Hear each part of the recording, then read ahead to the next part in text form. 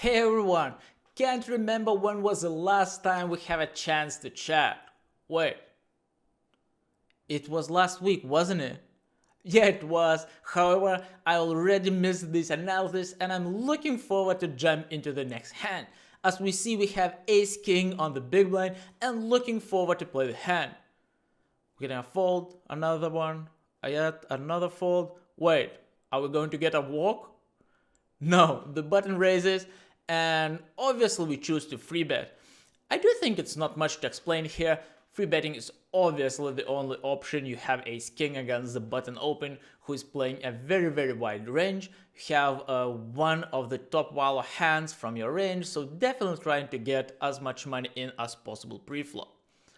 We get a pretty reasonable flop for us, ace for free with a heart. However, we do not have a heart, therefore betting so small is not ideal. Obviously, we want to be betting because checking just sucks. You're letting him realize his equity for free, so no matter what he has, you are not forcing him to make a mistake, and you always want to be making sure you try to force your opponent to make those mistakes because this is how you make money. So for that reason, I think we really need to plan a little bit ahead here. So when we bet so small, we put ourselves in very awkward spot here.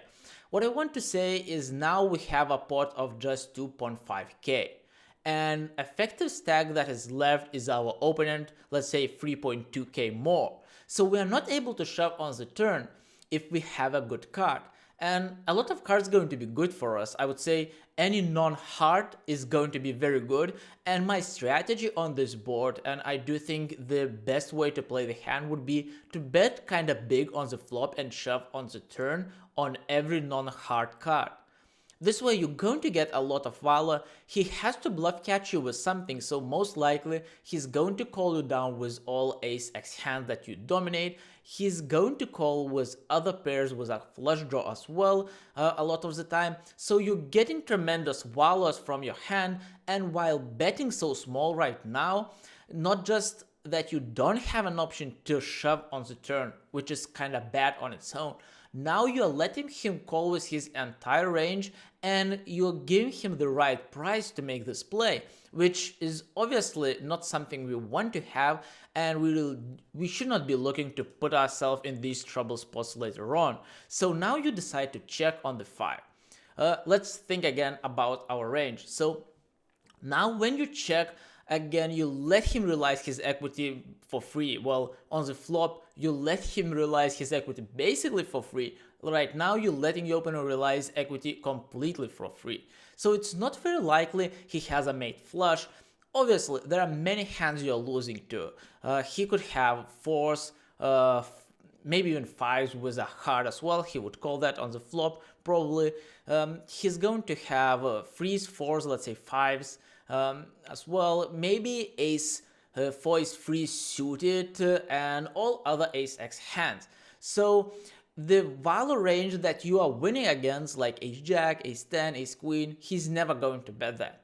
So by checking, you're not going to get any value. The only thing that he's going to bet here is his bluffs and hands that you beat, and I do think this is not an area where people are going to be over bluffing. Therefore, checking doesn't give you much. I do think betting here would be much better. But because you put yourself in a very awkward spot, this is very hard to play right now.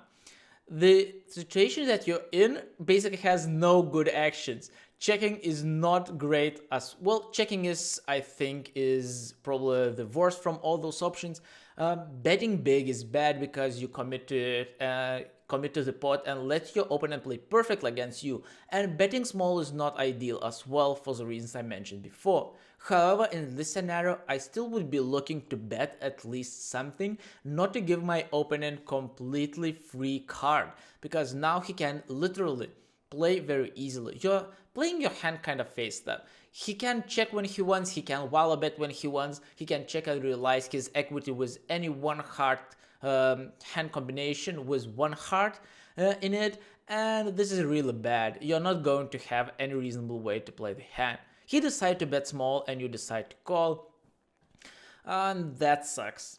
Again, While misplaying this on the flop, in my opinion, you put yourself in very tough spots later on. If you make mistakes on the flop, you continue to fill the streets, having pretty bad and unbalanced ranges. So in this scenario, how would you be playing your other hands? You need to take that in consideration. You probably would be betting quite some hands as a bluff, like if you have blockers like king or queen of hearts. Therefore, you should be betting some hands for value on the turn as well. So while you check, as we said before, your opener is able to play face up. He's not going to bet ace-x hands that you're beating. He's not going to bet one heart hands like that because he can easily check and realize his equity for free. So now he's betting most of the time just the hand that beats you, and I think folding on the turn is here by far a better option if you play the hand in the way you did right now. As I said, I do think barreling yourself would be better, but here as played, I definitely see a fold. On the river, you decide to check again. Obviously, as play, there is no other options. I do think it's not ideal to be bluff catching in this spot for many different reasons, as we said before. I'm probably going to be repeating it myself over and over again, but I just want to stress this out. You're not beating anything here.